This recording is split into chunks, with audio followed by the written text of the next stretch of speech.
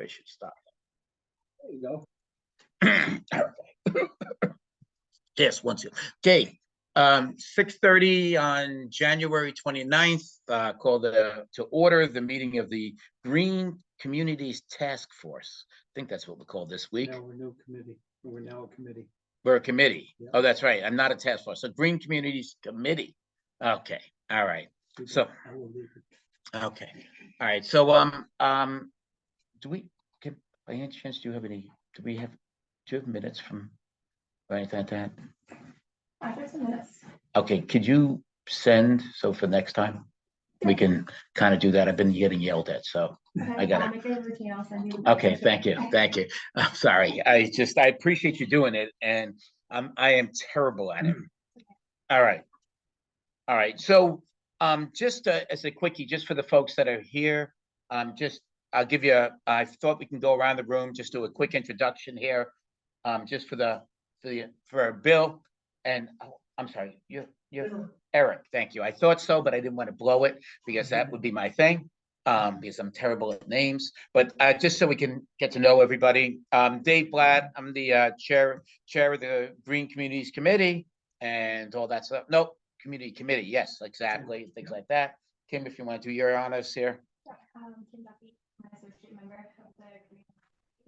But in a couple of weeks, I will be your thing. Oh, good deal, good deal. All right. Okay. Director of Facilities from the school. That's neither committee member. Dave Passios, committee member. And representative from the finance committee to this committee Okay. officially. Okay. And Bill, if you like. Yep, Bill Bernard, DPW director, and Dave, so you know, I can hear you and Dave Passios, but I can't really hear anybody else. Yeah, I know. I need to change my, I'll change the position of my computer in a minute. I was Okay. just trying to, hopefully just waiting so I don't have to move 6 times for Kelly Okay. when she joins. Okay. Oh, let me just make sure she's okay with everything. So, hold on. Okay. If you don't mind, while we're waiting for Kelly to come on, couple of things that I've been involved with over the past few weeks is, last weekend, 3 members of the finance committee attended the MMA conference in Boston. A lot of great information, a lot of interaction back and forth between officials from cities and towns all over Massachusetts. It's the second time I've been there, but this one was more productive than the last time I was there because I knew what I was doing. There's just so much going on all day, Friday and Saturday, that you kind of need to figure out how to navigate around all the workshops and everything. There are millions of dollars. It was kind of like a Democratic convention, actually, or rally. With our U.S. senators were both there. The governor was there, lieutenant governor, but they were all talking about federal monies that are hanging out there from the 2 major bills that were passed as recovery bills. And one I keyed into, I'm on the mailing list from the Department of Energy. So I get emails from them about 6 times a week. And one I caught an eye to was a program that's been funded at $8.8 billion out of the federal government for energy efficiency rebates to residents. The process is that the state has to apply to the federal government for the funds. I think they're going for about $17 million. I'll have that number wrong, but they're going for a substantial amount to be allocated to Massachusetts. And then it'll be allocated to the cities and towns or the residents, depending on which the program's appropriate for, through the Department of Energy Resources in Boston. On Tuesday, after attending the conference, I actually had left a message on Monday, and the Deputy Director of Energy Efficiency from that office called me, and now on their mailing list. And she told me if we have any other questions on, programs that we see come through either mailing list, to give her a call. So, there is money headed in the direction of Massachusetts. It's just that I think the taxpayers need to make sure that the people tasked with getting that money allocated to the state need to be reminded. It didn't sound like, it sounded like this particular grant program was on their radar. And I asked her, I said, well, the notice I just got was that 3 states west of the Mississippi have already been allocated millions of dollars towards this program. Why isn't Massachusetts one of the first? And the answer I basically got was that we're looking to get a hold of their applications so that we don't have to reinvent the wheel. I kind of get that. They're not easy applications to fill out and send in correctly. But it did disappoint me that Massachusetts wasn't really aggressively going after that money, but they are going to apply for it. Is there things that we can do to help push that process? I'm not sure there is at this point because it's in the hands of that department. I think if it drags out too long, yes, we could talk to the Lieutenant Governor's office and say, hey, you know, you guys promised all this money would be coming into the state, and you know, what's the status on this? Or we go to the Department of Energy Resources first, and then you know, step up the ladder if we feel we need to. There are billions and billions of dollars out there for all kinds of stuff that's available to be applied for. Some of it definitely not appropriate for our town or our citizens, but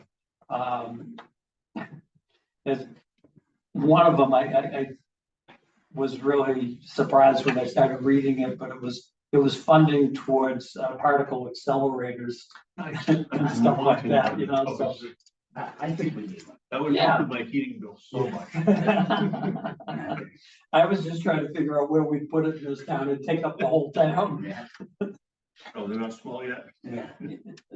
Excellent. Kelly, thanks for joining. Do you guys hear us okay on your side? Yep, I can hear you. What grant were you talking about, that you said Massachusetts hasn't taken advantage of yet? Yeah, Kelly, I talked with Joan in the State Office of Energy Resources. Joan or Joanne, Joanne, I think it is. It's a federal monies that are available for energy efficiency to residents. I can look it up in my phone while we're talking, but it's $8.8 billion have been committed to it by the federal government through one of the recovery bills. And the state has to apply for it and then set up a program to distribute the money. Okay, so I work out of the Mass Department of Energy Resources. And So, I didn't know that. yeah, so I work under the Green Communities Program, which is just one of the divisions at Right. DOER. Excellent. So Kelly, I'll let that be your big intro. Oh. So Great intro. I won't go through all the trouble of, hey, this is the committee. We do have Eric, if you want to just do a quick hand wave from the school, and on the other side is Bill Bernard from the town. So we have a couple reps in here just as you go through, they might have questions, but I figured, as mentioned, I'd let you do your shtick with the telling us how things are going, telling us what our deadlines are, and telling us what's next, helping us with what's next. Sure. So I think, Dave, you reached out just because you've been looking at next opportunities and projects and kind of figuring out what grant opportunities there are. So we are in the process. We actually have a lot of activity, some due to the federal grants, coming up in February. What we're going to be doing is putting out what we call the program opportunity notice, but it's really the Green Communities Competitive Grant Application. It will be for all of 2024. The way that the Green Communities grants work is there's a spring block and a fall block. So what I'd like to do tonight, and I think it's the most effective, is probably go through where Lunenburg's at with their current grant, what next steps apply to Lunenburg, go through some of the questions you guys have, and then figure out the best steps forward in taking advantage of grants for this year, specifically under competitive grant program. and then I'll also talk about some other programs that are coming out.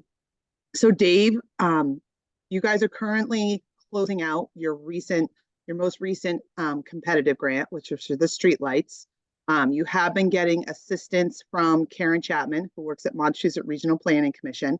The way that grants work is in order for you to be eligible to apply for a new grant, you have to finish and close out your current grant. So before coming tonight, I wanted to really check in with Karen and see where you're at with that, because the deadline is this Friday, February 2nd, to submit your grant final report and to kind of show that the funds have paid out in order to be eligible for the spring competitive grant. The good news is she's on track. She said she's actually finalizing the grant final report. It should be to our office hopefully tomorrow or Wednesday, and that you've paid out all your funds. So the good news is you'll meet those two requirements by Friday. It will also require me coming out and kind of driving around town and looking at the streetlights, but that does not have to happen by February 2nd. So if everything goes well there, that puts you guys in line if you wanted to come in for that April block, which the applications are due on April 12th. So you have some time.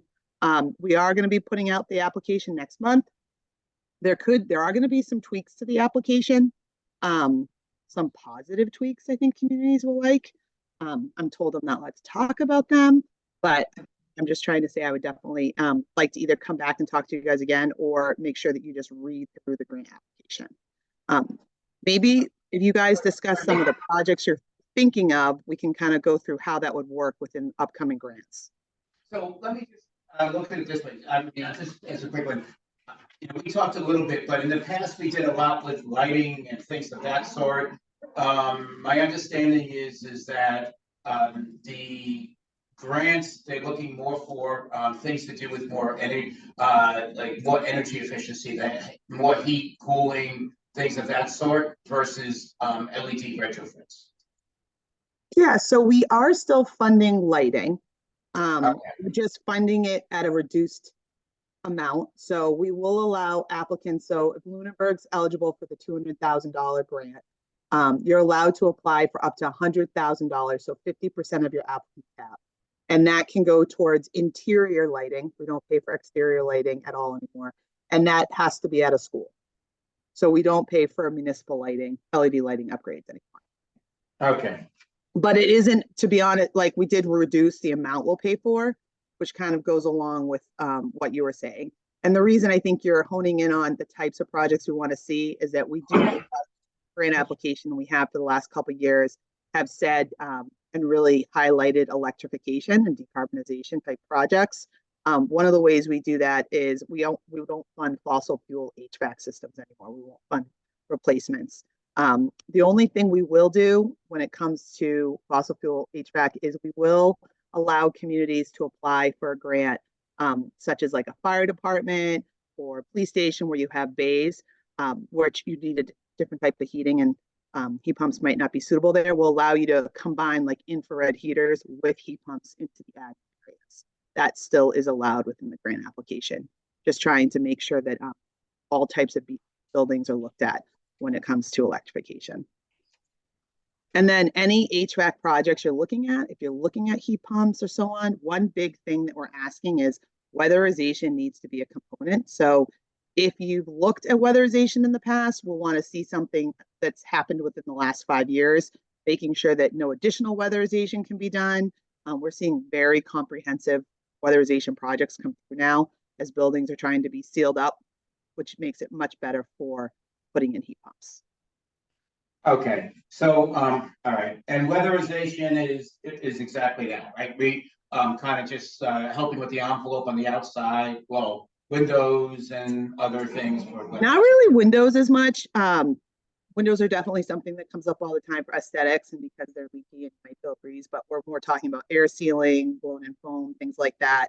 It could be in attics, it could be, in different mechanical rooms, in schools, a lot of soffits where the wall air sealing is, a lot of weatherization's been going in those areas.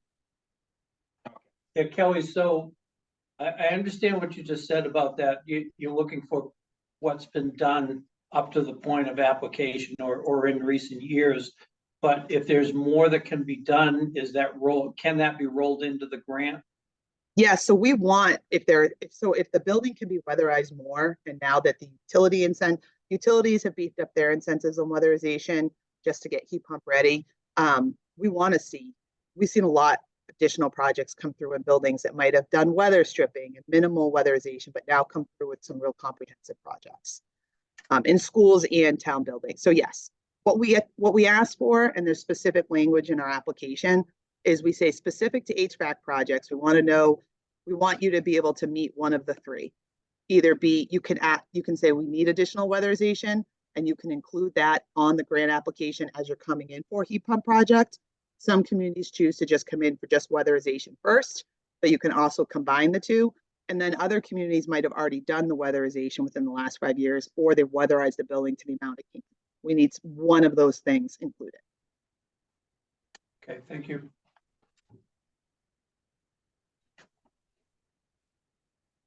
Okay, I want to just, if I could, Bill, Eric, I wanted to open the floor for yourself. If there's any projects that you were thinking that we might, you have questions on whether it would fit into the program or not. Sure. So Kelly, Bill Bernard here.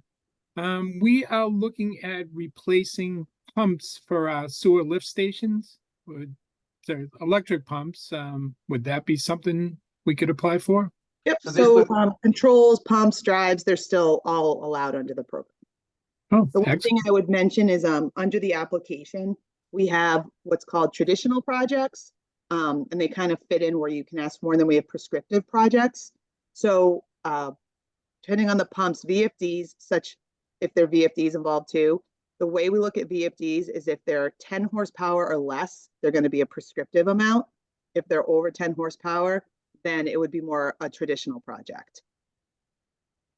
Okay, thank you. And if sometimes they're combined, where they might have one project that has VFDs with over 10 horsepower and then some below, that can also be a traditional project. Kelly, Thank you. I have a building management system that we're looking to try to make more efficient. We're finding some of our controllers throughout the buildings are not working properly, need to be upgraded. Would that be part of a project like this? What type of building is it? School? Yeah, so couple questions. Does it already have a building management system? So it's not pneumatic, right? I do have one school that's pneumatic. Right. But So the other- pneumatic would be different because you really be putting in a whole interface and then tying in stuff. So that would probably be fine. But it gets a little more complicated with schools that already have an EMS or building management system. And the reason is, in some cases, I found that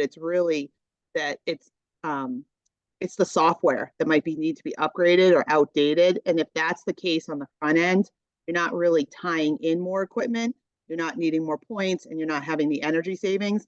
A lot of the time, if it is just computer upgrades and software, there's not as much energy savings there. Just let you know that. Because we need, in order to warrant the project being funded, doesn't mean you couldn't come in for some funding, but could you give me a little more information on the particular setup of the building you're talking about? Primary school, it's elementary school. We have some controllers that are outdated and need to be upgraded. That's it? So is it Well, already tied into the BMS?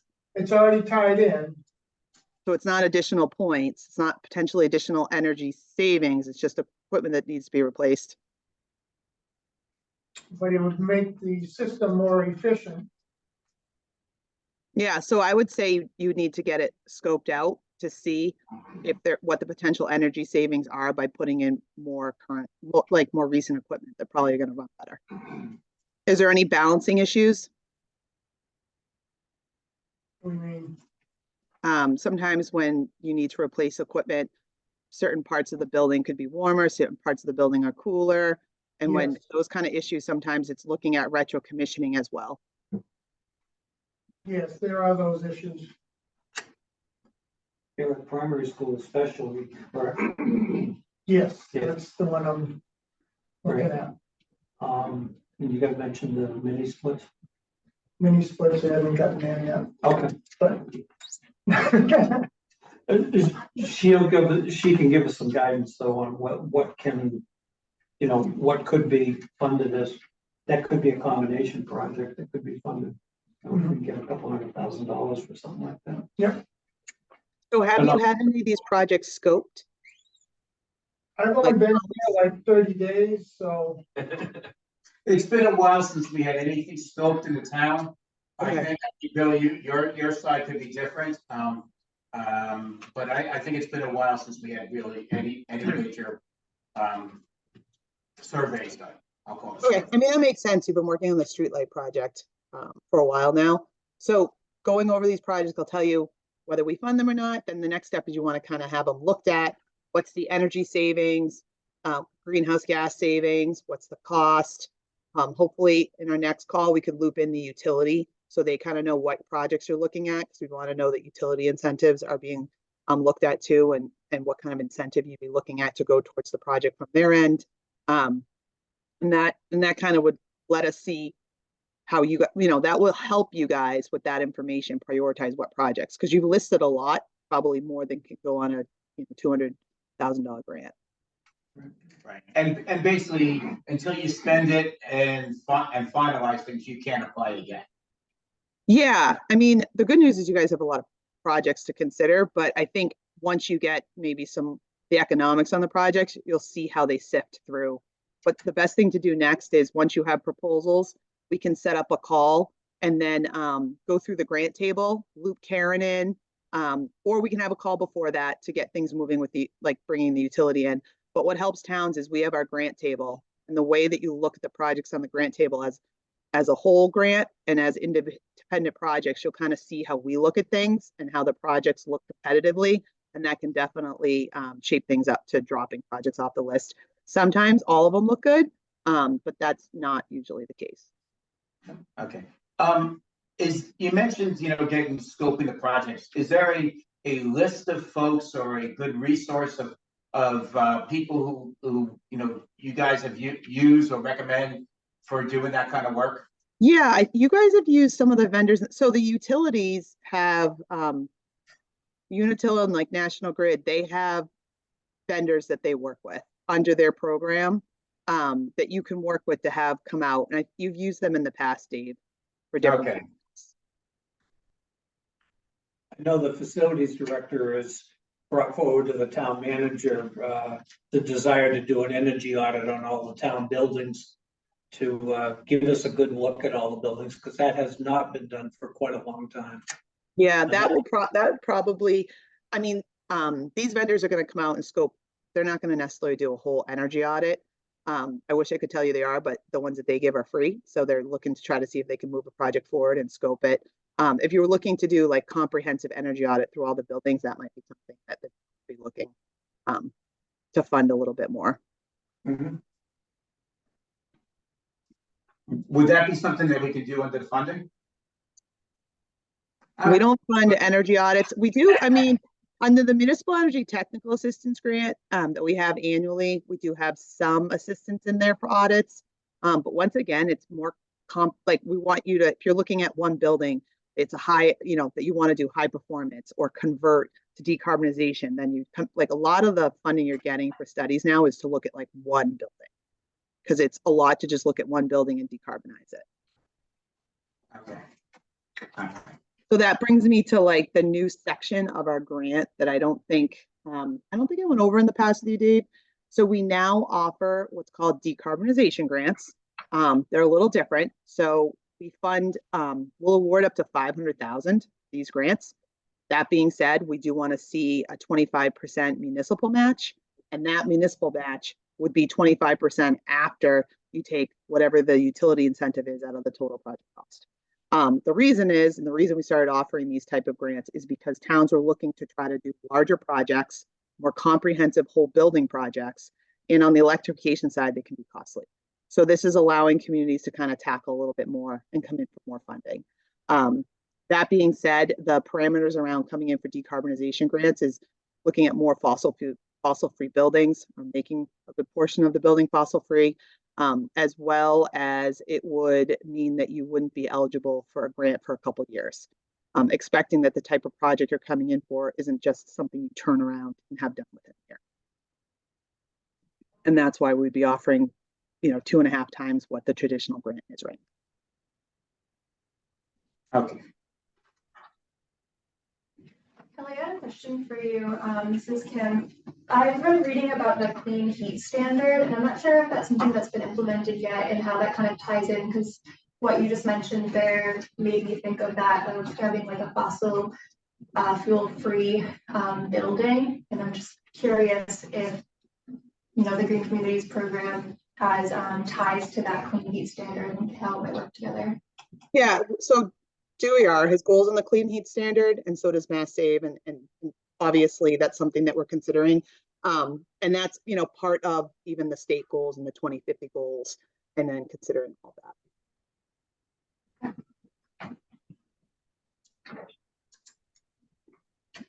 David, I got a question for Bill Bernard, if I may. Bill, if you can hear me, is there, I thought in a discussion I had recently with somebody, and honestly, I don't remember who, that there was some discussion about the type of fuel used at the public safety building as maybe something to transition away from or enhance or something to that effect. Had something to do with natural gas, but I don't remember the entire conversation. And, it was kind of in the realm of heating the truck bays areas and so on and so forth. So I'm not familiar with that, and that would fall under the facilities director. Oh, Chris. that's actually Chris. Yeah, Yeah. that's probably where the conversation was. I'm in his office a couple days a week. Yeah. So, yeah, I'll touch base with him again. Thanks. Okay. That's probably someone you want at upcoming meetings, is the facilities director. I realized he was busy tonight, so unfortunately he wasn't able to make it. Yeah, just when you're like talking about projects or timeline of projects, because I know you were asking Dave, if you came in for the spring, when would the announcement be, and like lining up when you would be looking at projects. Facilities directors are key in that discussion. So speaking of that, so we would apply April 12th, you said was the deadline? The deadline's April 12th. If you came in the spring, generally the announcement will be over the summer. So it's not going to be ideal.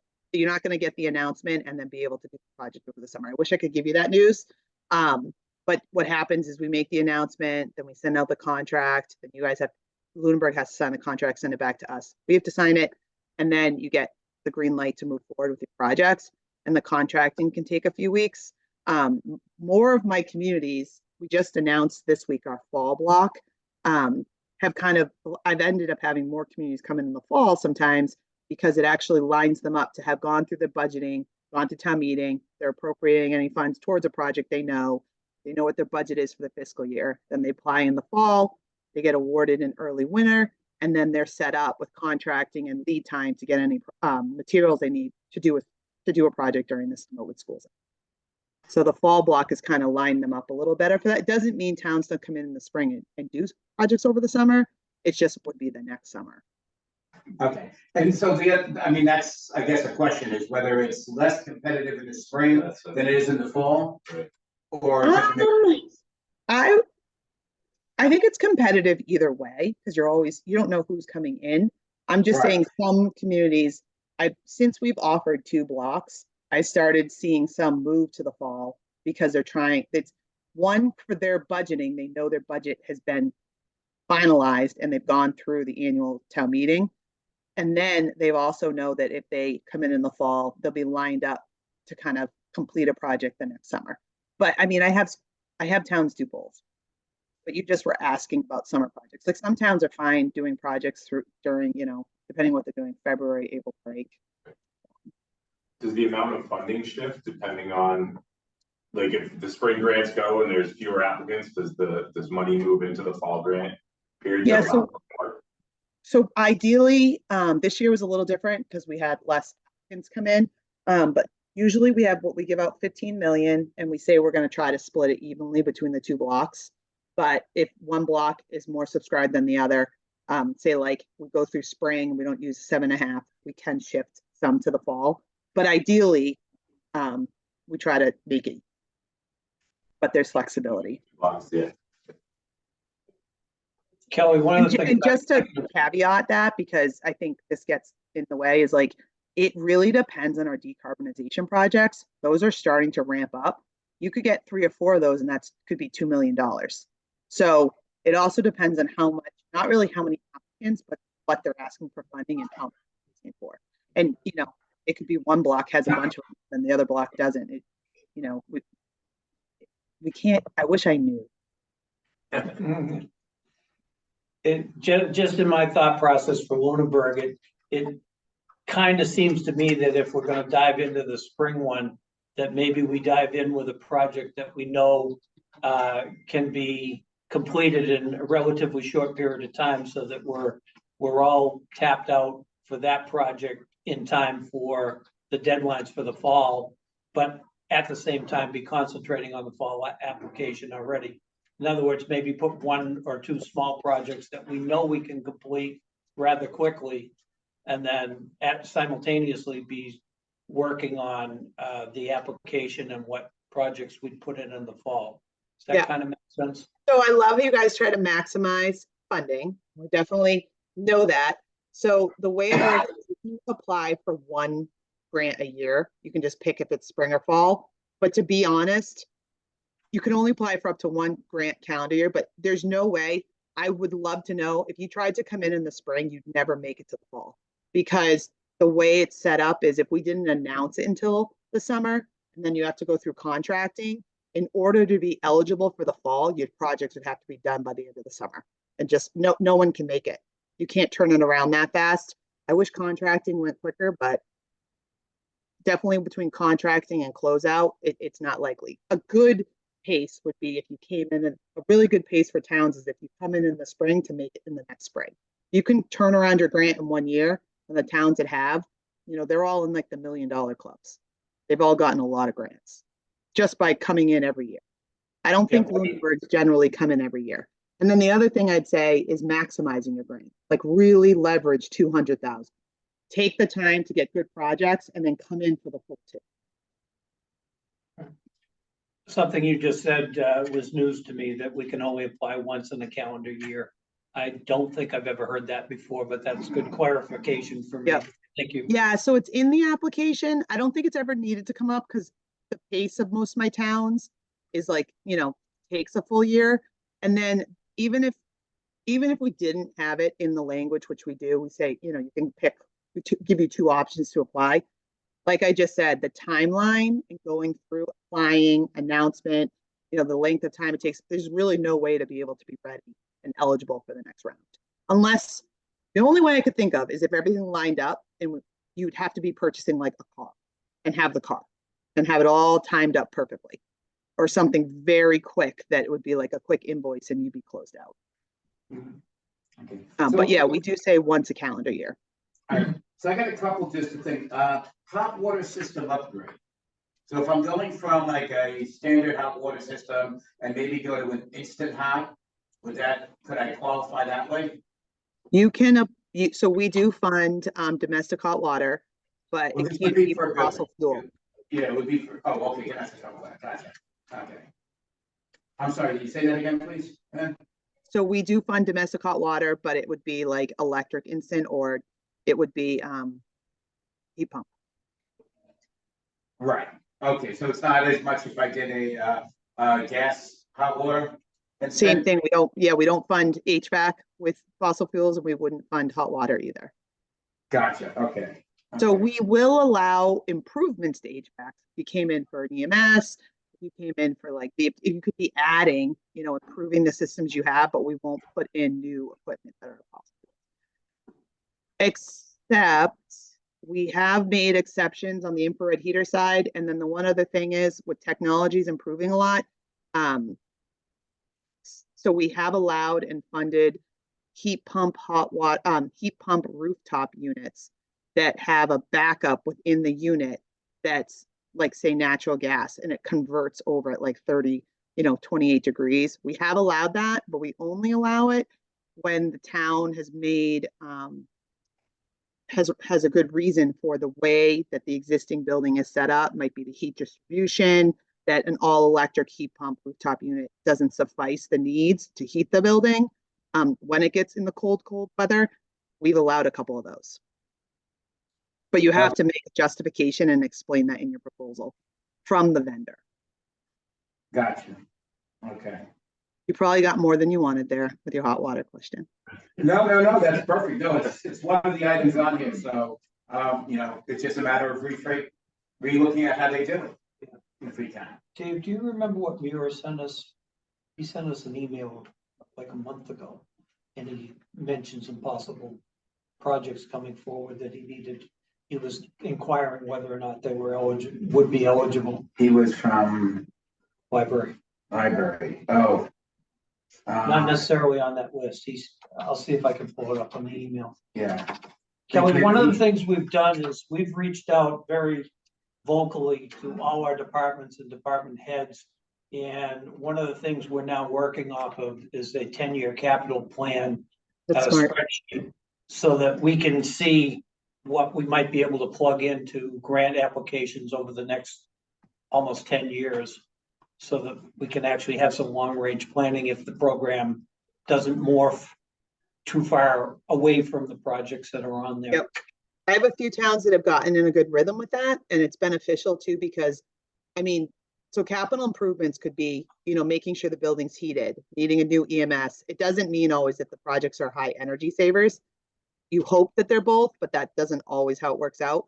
But by looking at your capital improvement plan, like I've had a couple communities recently come in, I think one was at a library. It was a costly project. There's no way we would fund all of it, but they were able to come in for a portion of it that helped the town not have to appropriate all the funds. So it's good to try to look at both, and then sometimes it works out to kind of split it. I heard some chatter too at the MMA conference with one of the towns down towards Boston, and they just missed being able to incorporate it into a brand new building that they were breaking ground on because it was too far into the engineering.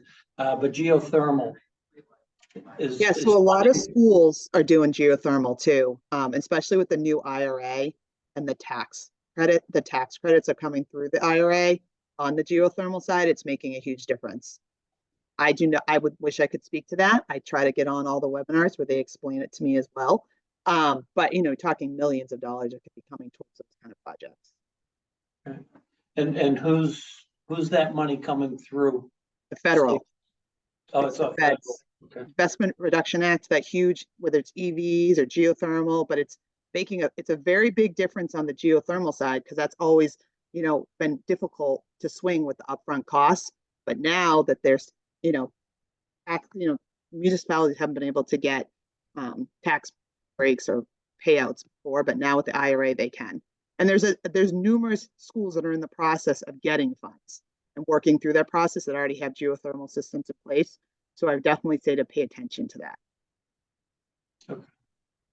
It's one of the options in Lunenburg. It'll probably take them 10 more years to decide, but there may be a new school building in the next 10, 15, 20 years. And, I'll be vocal about that. We need to be looking at geothermal when we start to get into the schematic design of those new buildings. Even the next 5 years, you'd have a lot of examples. Like I know like 3 schools off the top of my head that have all gone in, some very large ones recently that are, net zero, and they have geothermal. And then some that are putting in the air source heat pumps. So you have quite a few examples, and you'll have more within the next few years, especially with the funding I was saying that's going. I know one school in particular was planning to put in, natural gas fired boilers, and was wrestling with the IRA and just figuring out how much money would come back if they did geothermal, because they're, with the Treasury, they're trying to make distinctions of, and one of the things that was coming up is these are very large and expensive systems, and does it count what equipment's inside the building? Is it just a percentage of funding to the outside the building? And the more information that's coming back is making it easier for these types of projects to move forward.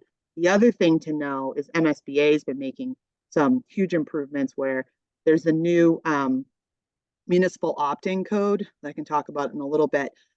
But schools that are built under that code are more efficient in going this route.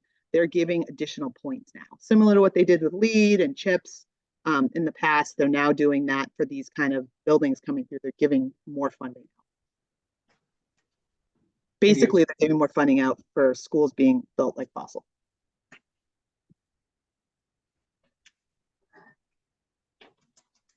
But if you want some good reading, you can dive into the IRA because there's a lot there.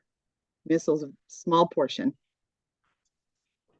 Just to jump back on the weatherization projects, you mentioned, basically the recommendation is chat with Unitil, National Grid, regarding somebody who can come in and kind of help us with a cost basis for the weatherization. Yeah, so what I meant is if you're looking at heat pumps, you definitely need to be looking at weatherization in conjunction, because we're not going to find a heat pump project without weatherization, either telling us no additional weatherization can be installed, whether you're going to do the weatherization on your own, you've done it, or whether you're going to ask for weather funding to do a weatherization project that's been identified at the same time as applying for a heat pump. Okay, I was just thinking just in general, for just general weatherization projects and some of the other things. I know well, it's been a while, but the last time I went into my senior center there, installation was kind of lacking in the area. I can't encourage it enough, and the utilities have definitely increased their incentives on the weatherization too. Okay, excellent, okay. And those I mean, can you go, guys have listed a lot of projects. you said those can go concurrent too. You don't have to do the weatherization before the heat pump. It could be with a heat pump project. Yeah, so some weatherization projects, especially on the school side, and even some municipal that are larger and have a high need, they're coming in high cost right now too, just with prices increasing. Sometimes it makes sense. You can come in both. Sometimes you can't. Depends on how expensive the heat pump project is too. Okay, thanks. Other questions, guys?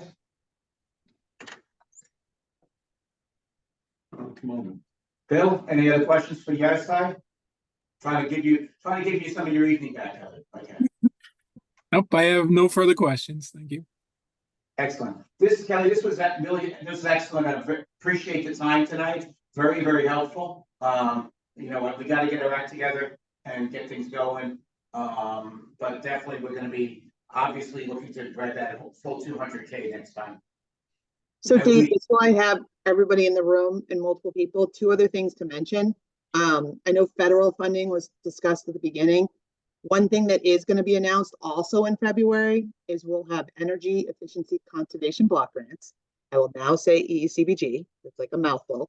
I don't know if you remember back in 2010, we also had these type of grants. They were through the ERA funding. This is federal funding. The way it's worked is communities that had a population over 35,000, they apply directly to the Department of Energy. Communities that have a population of under 35,000, we're going to facilitate that. So we're going to be getting these funds. We'll be putting out a grant application. They will be smaller, but just putting out I think around 40,000 probably. But we're putting it on everyone's radar. Just be on the lookout for that to see if you're interested. There'll be a lot of different types of projects you can apply for. Studies. Actually, one of the things we're hearing a lot is all the programs that are rolling out and the different things communities are trying to do, that staffing and resources are tough in communities. There is even an option in there to apply for funding towards hiring an energy manager, seed type funding. That is something that's also included in this grant. And that, like I said, we'll go through our e-blast, but I'll also send something out to all the towns when that's announced. And the application will be available in February. Excellent. Okay. And there is opportunity for some types of, like we talked about, maybe not an audit, but there might be something you guys are interested in doing a deeper dive in one of your schools or your town buildings, if it makes sense. The other thing that I don't know if you've heard about, and it was big at MMA, is we just announced a new program. So it's looked at as like Green Communities 2.0. Everyone's been asking for a very long time, and now it's here. We announced it in October. It's called Climate Leader Communities. And what it is taking the criteria of becoming a green community and evolving it to where we are today. So one of the criteria is being a designated green community in good standing. Another criteria is to have an energy committee or sustainability committee. Another criteria is to have like a climate action plan or declaration at town meeting, saying you're committing to like electrification. And then the next three criteria are really building off of what you've been working as a green community. So take that energy reduction plan you've been working on and reducing your energy usage, and it's going to turn into, under climate leader communities, we want to see communities put together a municipal decarbonization roadmap. One way we're helping communities get there is, I like to keep saying this, I don't know if my boss knows what she took on, but in February, we will be announcing opportunities for communities to apply for assistance to put together decarbonization roadmaps to help them be able to meet that criteria. The next is you take your fuel efficient vehicle policy that the town adopted, and you'd be moving towards an EV first policy. And the last one is that stretch code. You would be going from the stretch code and adopting the municipal option code. This is all high level. We'll be doing a lot more outreach and education as we roll the program out. I just figured I'd mention it so it's on your radar to kind of the next. And we'll be likely having our first round of climate leader communities come in June. And works, you know, there's already been 30 plus communities that have adopted the municipal opt-in code. Okay. I gather those 30 are probably a lot further along than we are. Yeah, I mean, so one of my communities that adopted the opt-in code, yeah, they've done a lot of decarbonization projects. Like a lot of their town buildings, they have a lot of local support. They're kind of already in line for doing a lot of these things. So, and then the other two have been earlier green communities as well. Okay. But I mean, there's 351 communities and 31 have adopted. That kind of happened when we put out the stretch code. We had a huge group that did it first, kind of worked through that, paved the way, and then a lot of other communities kind of moved along after that. So I'm expecting a similar thing now. It's just I want to let communities know what programs are out there so that they don't hear it and wonder why I didn't tell them. Okay. And for the fuel efficient vehicles, it's still vehicles like half ton and below? Yeah, so the policy that you're under right now, the fuel efficient vehicle policy is, you know, a gross vehicle weight of 8,500 pounds or less. So most, you know, F-250s and greater do not need to comply. That would be similar for an EV first policy. Okay. Okay, but if I'm like, I can do like a F-150 Lightning or something like that. Yeah, there's like a Lightning. I mean, a lot of vans, to be honest. The minivans, no, which is like Ford Transit, but a lot of the large passenger vans, they're over 8,500 pounds too. Right, right. So we don't have a lot of that, but for us, it's been, you know, obviously it's been the police vehicles. And then I was just thinking, Bill, on the DPW side, I don't know how much you have for 150. I don't know how much. Yep. You know, Yeah, I mean, if you're interested, I can send you along our website. There's a webinar that my boss did a couple months ago. You can always watch that and kind of get a feel for it. But I don't know if Lunenburg's there, but I just wanted to let you know about it. It's definitely more information will be coming on it, but communities are really starting to talk about the program. Excellent, excellent. Okay. Well, as we seem to be, we keep thinking we're going to settle on buildings and not keep changing, but unfortunately, Lunenburg's been changing buildings too often. So that's kind of, we keep doing the bunny hop, two steps forward, one step back when it comes to that kind of stuff. In a way. And Dave, I did chat with Karen, and you do have assistance through the region, so REPA, you know, similar to how you have them submit your annual report. You also have assistance to have them help you fill out your grant application, whether you're coming in. So the next step would be, you know, let's see if we can get you guys someone to work with you to scope out some of these projects and get some information and more details on them that would be needed to come in for a grant. And then we can always have like a check-in meeting with Karen, myself, and we kind of talk about the specific projects, and you guys can ask questions and then figure out what your priorities are. Is there like a standard template of what a good project looks like? No. I mean, well, I guess what I'm asking is, I mean, I obviously remember in the past, it was like, you know, you put the cost, you put what you're doing today, you put the cost, you're doing how long ROI is and things like that sort. So, you know what, if you give me a minute, do you have the grant table, Dave?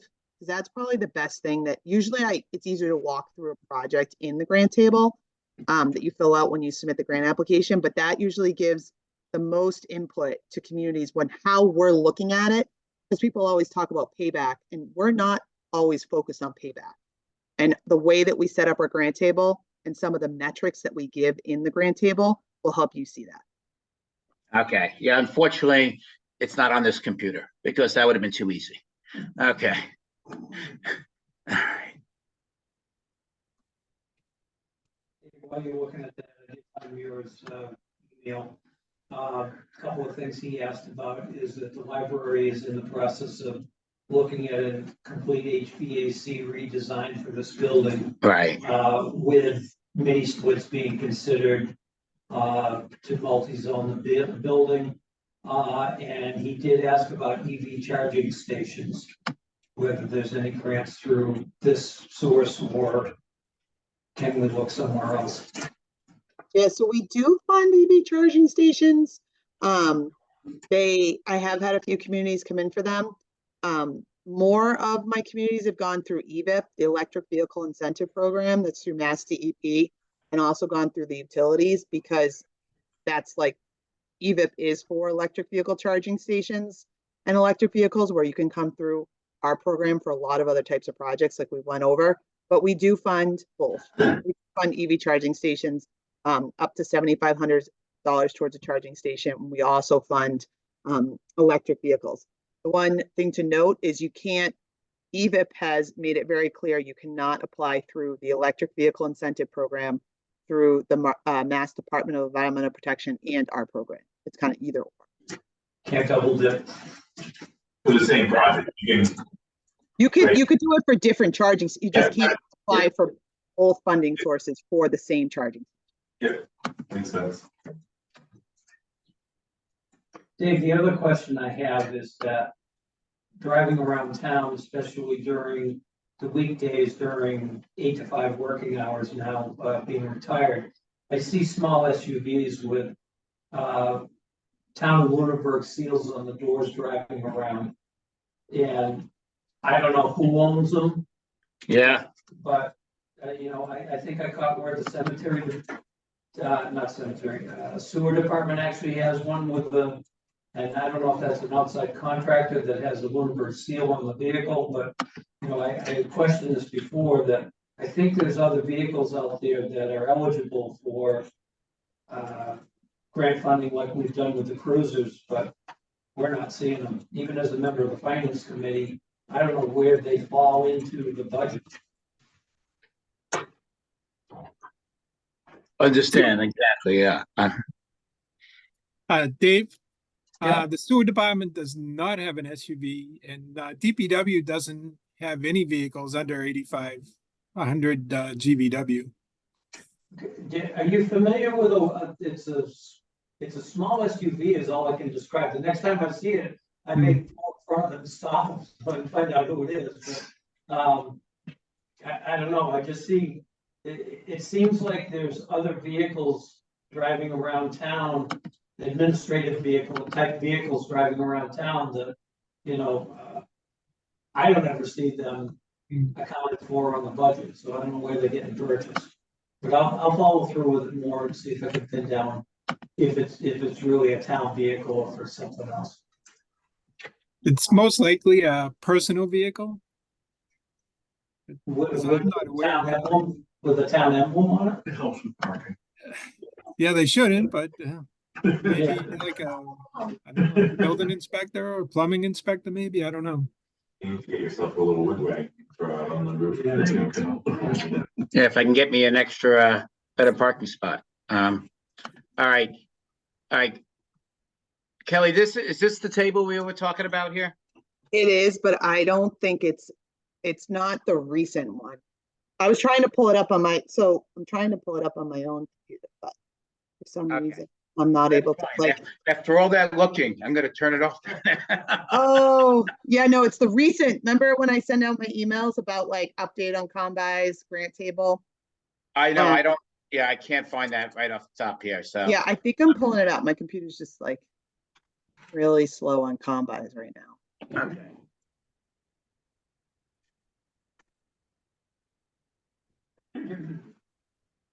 See if I can share it. Even if you want to send it, we can probably review and. Yeah. I just figured it'd be helpful to point out a couple, because I think, I'm very hopeful. I'm just, like I say, I'm just being cognizant of time. okay,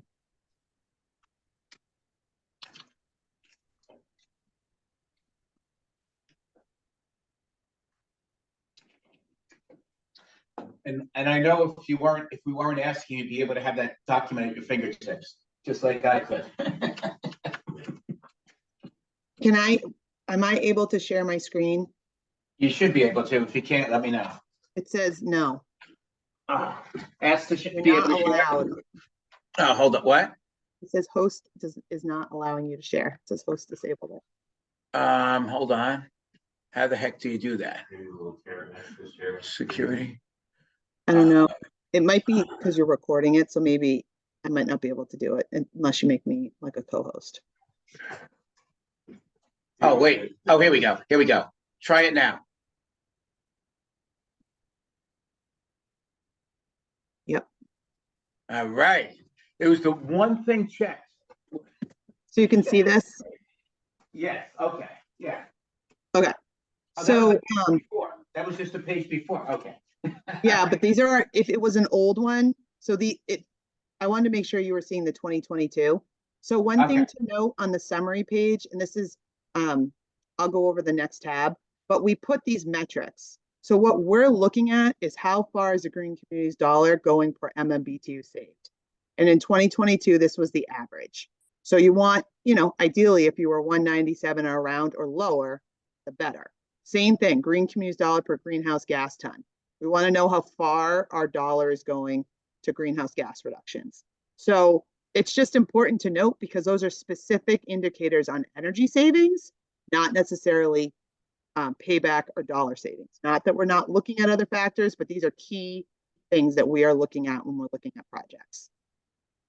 So when you fill out your grant table, you fill out the key information here, and hopefully we'll be able to do this together if you guys have proposals back, then it automatically will fill in these columns and we'll be able to look at the individual projects and how they look based on Green Communities dollar per MMBTU saved, which is column Z, as well as Green Communities dollar per greenhouse gas ton saved. And then that first tab that I just showed you will give you the summary of all your projects. So what I'm saying is you could have projects that have really good energy savings and some projects that have marginal. We look at it all together and individually. Okay. So obviously, the first look is going to be the ones that have good energy savings. And by the time we're done, if the funds are still there, you'll look towards the marginal ones. Yeah, I guess what I was pointing out is that's how when you get your proposals back and you plug it into the grant table and we have a call, I'll kind of be able to show you, and you can clearly see like one of the projects does not do as well is actually lighting sometimes because it doesn't have, like when you are doing projects that are saving on the heating side, like weatherization and so on, they can have a bigger impact on MMBTUs and greenhouse gas savings. Okay. So once you get those proposals, then you can look at them on an individual basis as well as a summary, and it really helps you guys make decisions on what to include. And then the other factor is how much you're asking for green projects that might have a larger incentive from the utility. If the town's contributing, that reduces our portion. That also changes the numbers. Okay. All right. Because So our Green Communities dollar is still, our Green Communities dollar is reduced if funding is coming from other sources towards the total cost, but you still have the same energy savings. That's what would make, that's what makes the project stronger. If needed. Okay, so if we had like say, even if the project say it's the whole project's gonna be cost 200,000 and we're gonna say 50,000 of it is coming from rebates, 50,000 is from the town, and we're only asking you guys for 100,000, that puts it in a nice light, a better Yeah, light. I mean, your energy savings aren't going to change. You're just reducing the portion you're asking from us. So if your energy savings aren't as strong, you reduce the amount you're asking from us, the Green Communities dollars are going further. If your energy savings are great, you'd ask for the whole project possibly. like the whole cost of the project minus the utility incentive. And a lot of towns are able to do that, and some, I just use the example of the project on someone's capital improvement plan. It wasn't great on the energy saving side. They needed to do the project because the equipment is end of life. So they came in and asked us for less, but asked for some, and then they had to put in a portion because the energy savings weren't as strong. Okay, no, that makes perfect sense.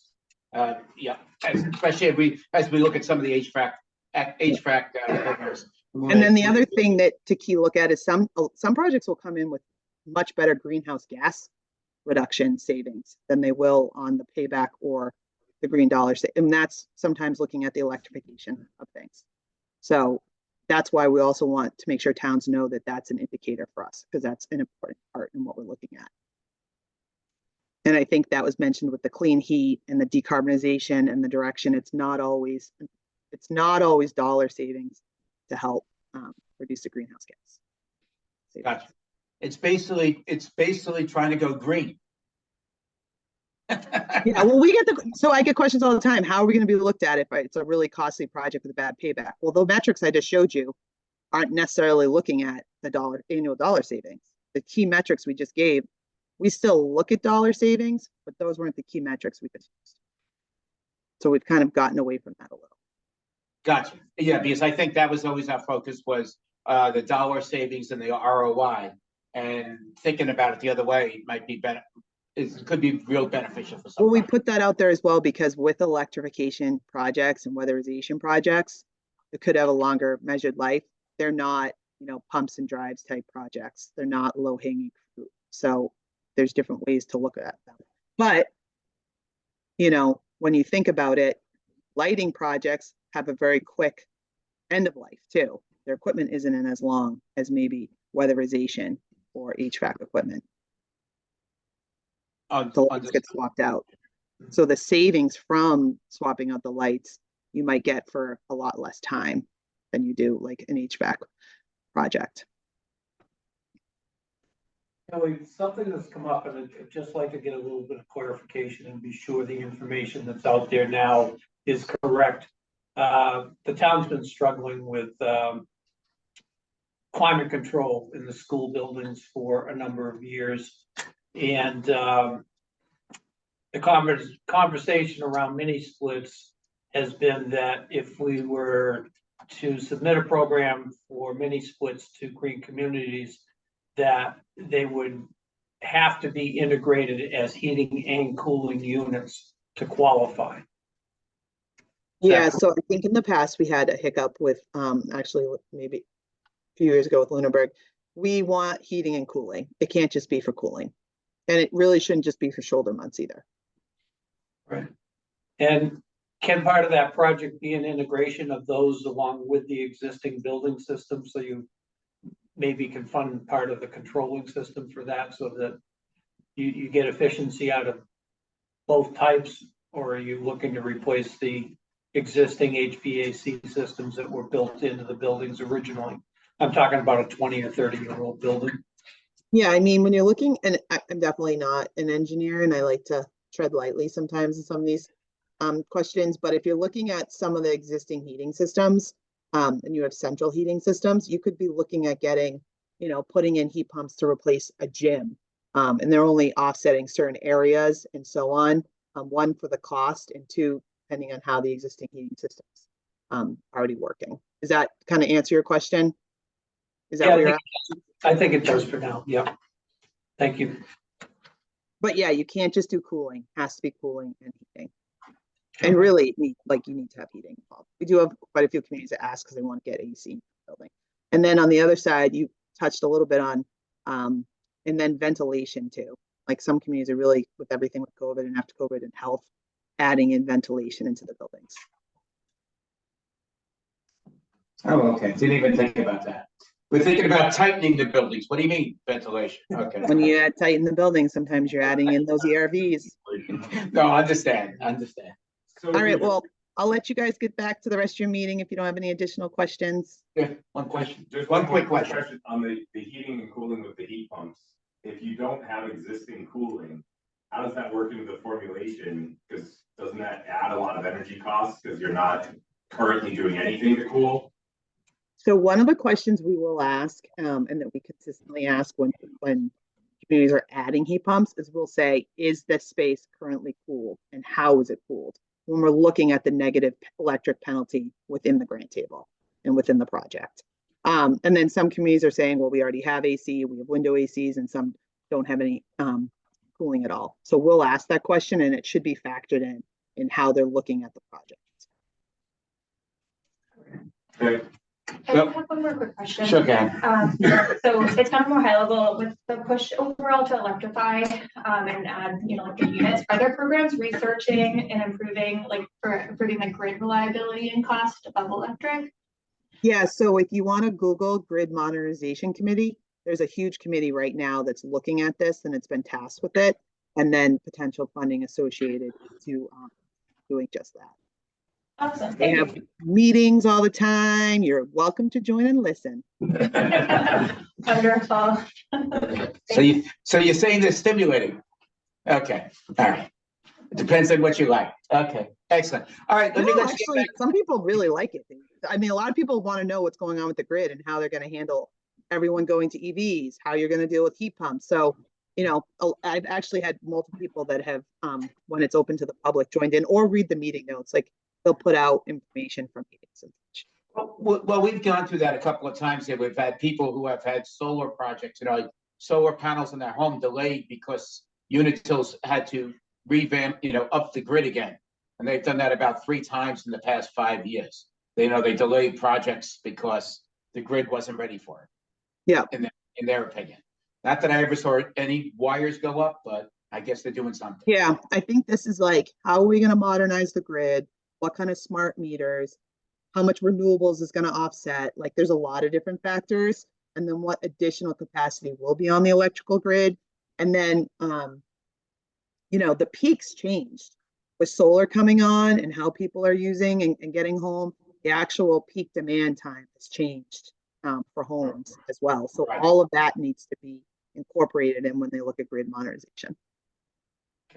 Kelly, the other thing that's come up in question a couple of times talking about backup generation of power for particular buildings. Is there any funding presently or coming down the pipe for renewable storage instead of a generator running off of fossil fuels? So under our grant program, we've even funded, like we had storage, but we haven't seen too many communities come in. There is quite a bit of standalone storage going on, a lot also with solar. Some of the schools that I've been talking about that are coming on that are net zero, they're putting in solar and storage as well to kind of manage the solar and when there's cloud coverage and, reducing their demand charges from the grid. But yes, that is happening. And one thing we're working on internally, Dave, you might remember when solar took off and then the concerns with solar and safety and liability and, protection with fire. So we're similar to that. People have had, what about storage and the loud and when it off decharges and all that. So there's been, similar concerns. We're actually working on a guidebook that will come out similar to like solar to help answer some of those questions and help communities that want to move forward with storage. There's also a lot of communities that have had to include zoning language for storage if they're getting permits for storage type facilities come through and figuring out how to site them. So But it's storage interesting. definitely still, it's definitely still talked about, and especially solar. Like if you looked at the SMART program, there was, they encouraged solar and storage. And then there's standalone batteries too. So Kelly, we do have solar on a couple of on several buildings. Would there be are you saying there's grant funding possible for battery backup? So it's encouraged to do, obviously put it together. And then, so not battery backup. It's not considered battery backup, Dave. I know what you mean. Working I together. I use that term, yeah. Okay, because it's not really meant for in a power outage. That's like why, No. where some people have done that for that reason.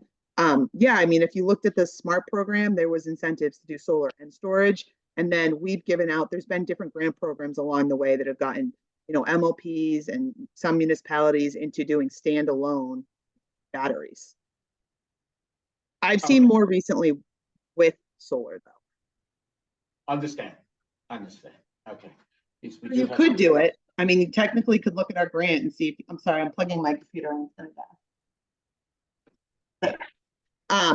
You could look at our grant even, and I think some communities have, 200,000 doesn't go too far towards a battery. And then, but taking the pulse of the community, how they feel about a battery and, citing it and, where it's going to be cited, and then making sure people are aware of what the battery is going to do and the education of it, if it's going to go on municipal properties. Which is why we're putting out a guidebook. Gotcha. All right. Well, we look forward to the guidebook then on that. Excellent. Any other questions, guys? All right. We're going to try this again. I'm going to let you enjoy the rest of your evening. All right. Bye, everybody. Thanks, Galen. Appreciate everything. All right.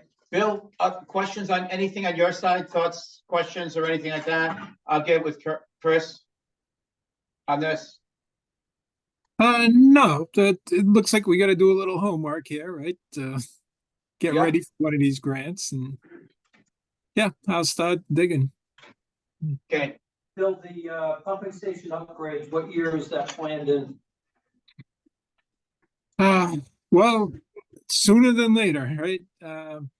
We've actually have quotes on drives and on pumps already, so yeah, we're looking to do it pretty quick.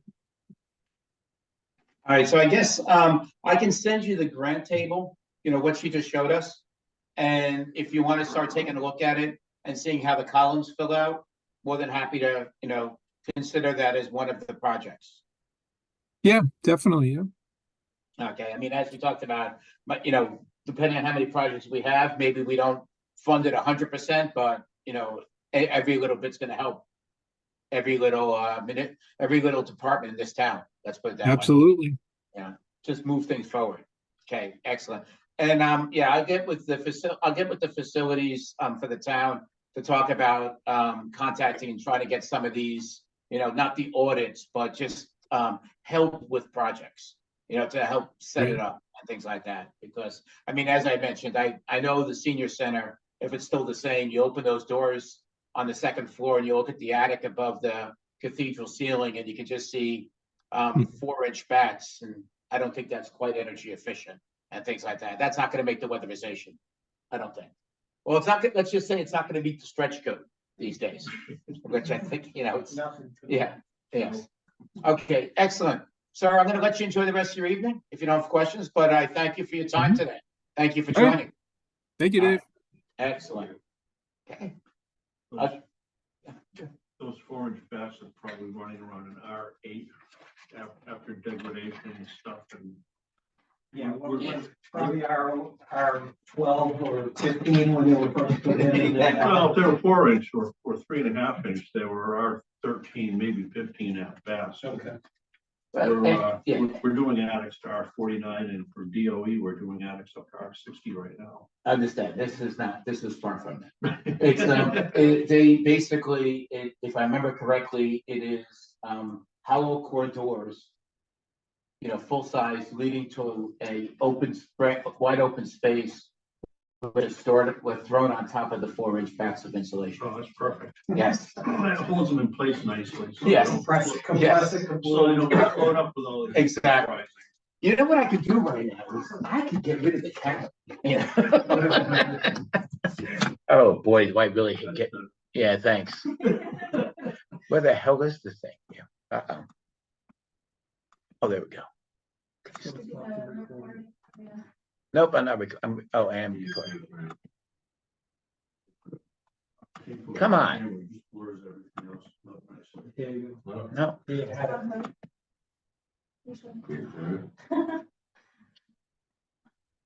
We'll do it. There we go. Okay, I had to move the mouse. Okay, all right. Okay.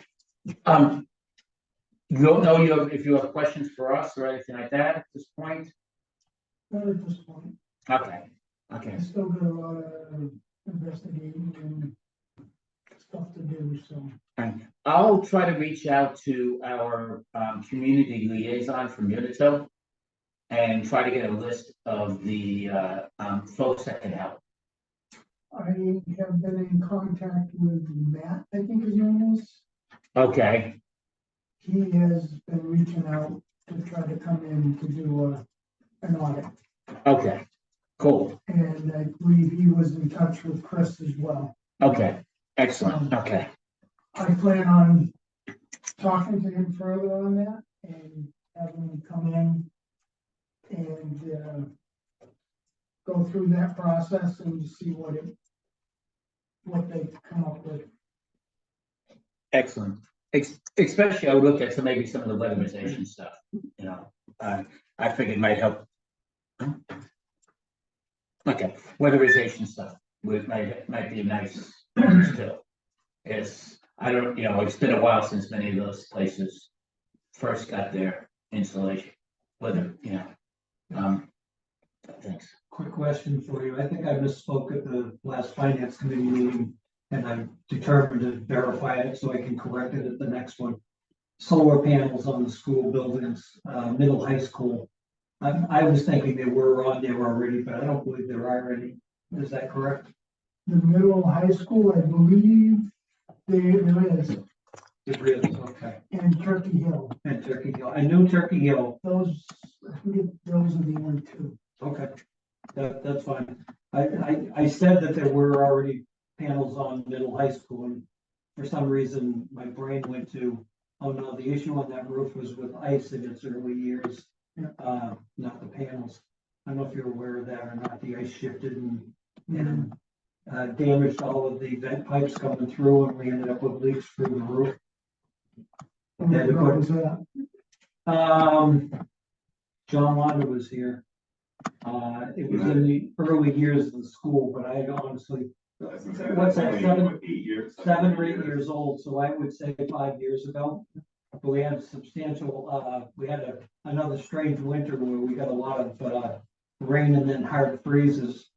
And one section of that roof in particular isn't flat, but it's not pitched. And again, I've never looked at it that closely, but then we had a thaw and the ice started to shift.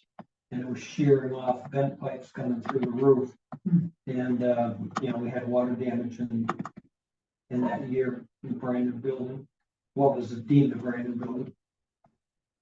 And they put some type of mechanism to keep the ice from shifting after that, after the repairs were done. Why can't I get, where the heck's my mouse? Why can't it show up?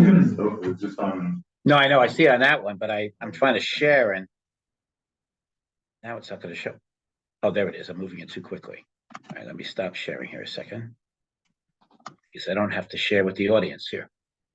Okay. All right, so the town now, it's on the website for the capital plan. Okay? We went through some of these things. I'm gonna skip a lot of them: painting Vertex, Parks McNally, Senior Center lot, Public Safety Radio. I don't know what Milo, advanced training. I'm assuming that's not, it's, yes, police training. We're talking about here, we have 2 vehicles here. Obviously we can look at that. The big one here is this one, your phase 2 of the project. Definitely would like to look at that. You know, getting ready for phase, you know, getting ready for phase 2 for you and putting towards that. Nothing else I saw on this sheet here for this is for fiscal year 25. what's the air compressor and accessory? That's DPW. Yeah, it's just an air compressor. It wasn't anything to do. Code unit or something. Yeah, It's a- jackhammer and. Gotcha. and- Okay. So it's not like a unit in place that could potentially be No. electrified. No.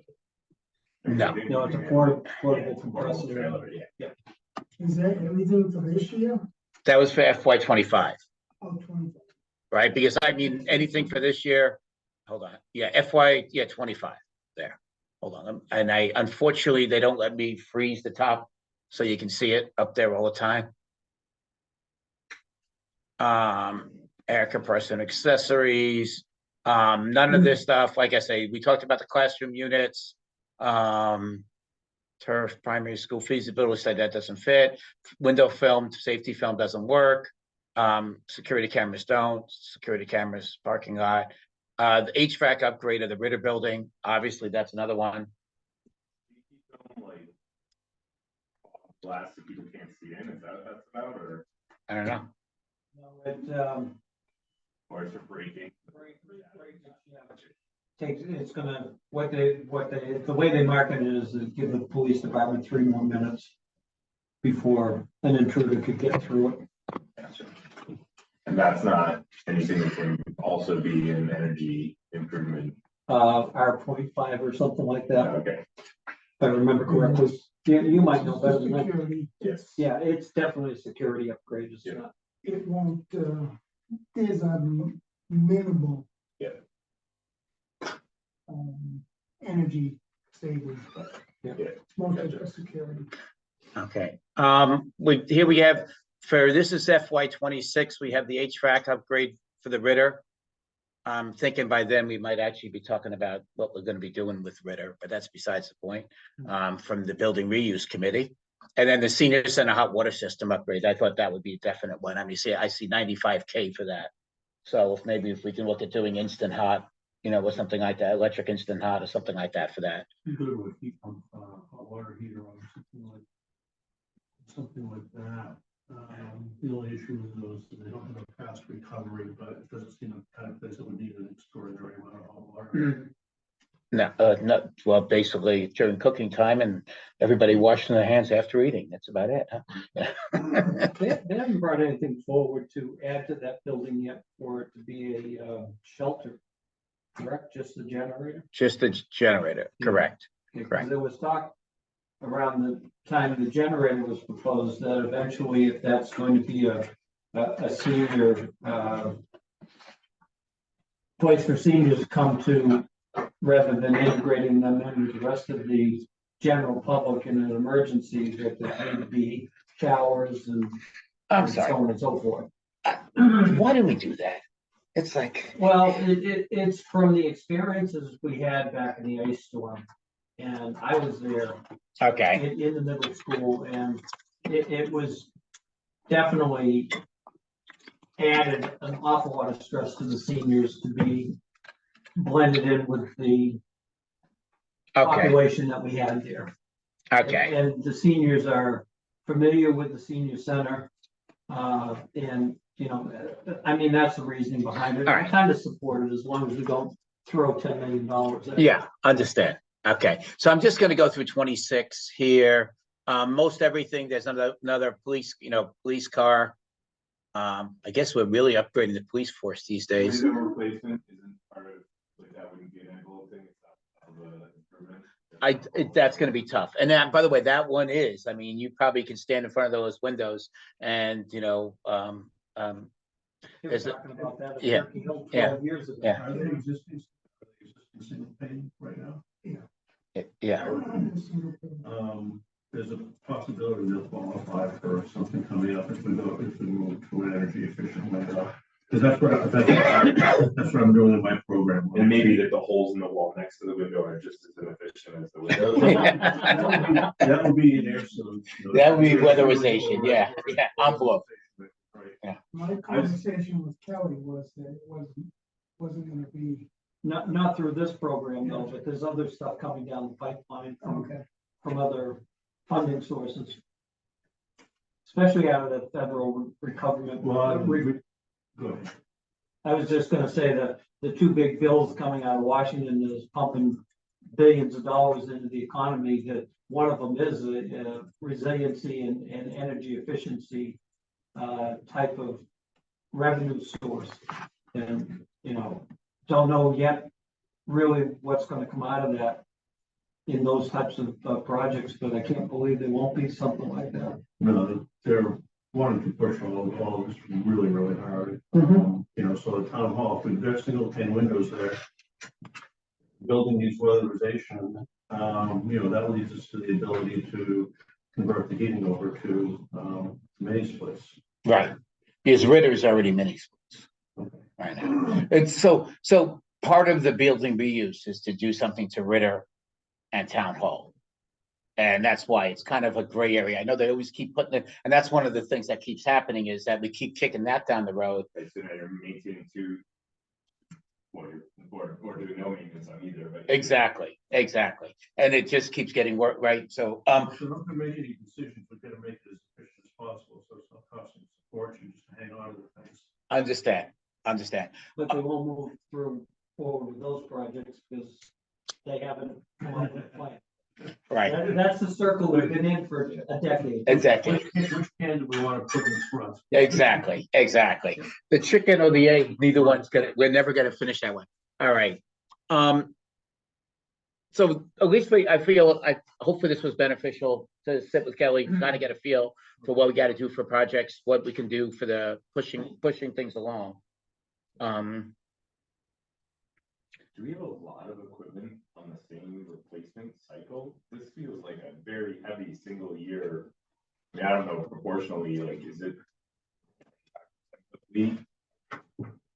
Oh, on vehicles? Yeah, it just seems like there's a lot of trucks on the list. And The problem has been that the trucks have, this replacement schedule on DPW vehicles has fallen behind over the past. yeah, something that got cut, so then Right. you're trying to catch up. To the And now it's point, like, you're gonna have these big capital years where you're gonna buy all the equipment because you don't have it Yes. staggered. exactly. Someone as I question, like a catch basin cleaning truck, what's the expense to have somebody come in? There's been a lot of talk about that. Right. It'll come up next year in capital. Yeah, planning. but that, right, that to me is like, what's the expense for somebody to come in?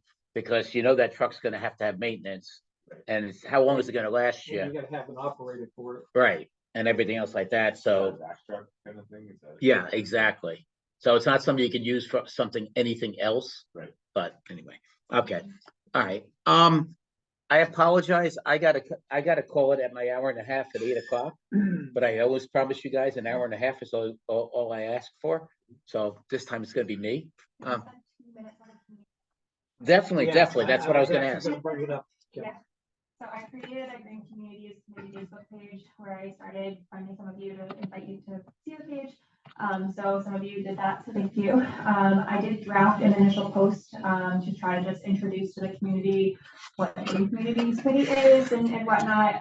So I have, it's, you know, a short brief. I didn't know what our policy is for approving content for Facebook posts, or can we just agree like we're going to make posts and it's going to be relevant to the green community with outreach based on grants and sustainability areas / whatever else we want to bring in. So do we need to get content approved at meetings, or can I like send it over an email or? So I am okay with, and I'm okay with sending it and say, hey, what do you think? As long as we don't discuss. Okay, so. We can also send individual feedback. Exactly. Compile Hey, posts or Hey, whatever. and even come back and say, okay, what do you think? And then, because that just, and by the way, what you're doing to me is not really a open, it's not an open meeting thing. However, I don't want to have anybody misconstrue. I don't know, my feelings on it right from the start when she started sending information was that once she gets by the initial setup, I'd like to just give her free range to post information on there. Don't allow commenting, leave it as an informational page only for now. Yeah. Because you don't want to get into the back and forth with the public, or any of us back and forth on that page. Not there, this is the right place to do it. Yeah. Right, exactly. But, what she's started out with is fantastic. I don't think there's any reason for us to have to say yay or nay, as long as it stays informational, even to the point where when we move forward, if we do start getting information about, like the grant program I was talking about, Right. gets to the point where it's actually instituted in Massachusetts and residents can start the application process. Or we just announced that, we'll be reviewing this in our next meeting, come join us to get information. Mhm. That type of thing, I don't see any reason why we need to yay or nay any of that information. Cool, I'm okay. Well, I'll tell you what. I'll let you go for a vote. Should we have a vote? Or do we need to? But, I'm just, basically what I'm saying is that we authorize Kim to put content on the Facebook page at her discretion, but limited to informational and no ability for responses. That sound about right? Alright, I'll go for a second. Yeah, second there. Well, you gotta say it out loud, because otherwise the people on Zoom. can- Second. Okay. Alright, all in favor? Aye. Alright, opposed? Hearing none, motion passes. Ooh, I always- And then treat us more as a sounding board if you're right, because I Yeah. know I always like a second set of eyes, but it's not like you need it, it's just.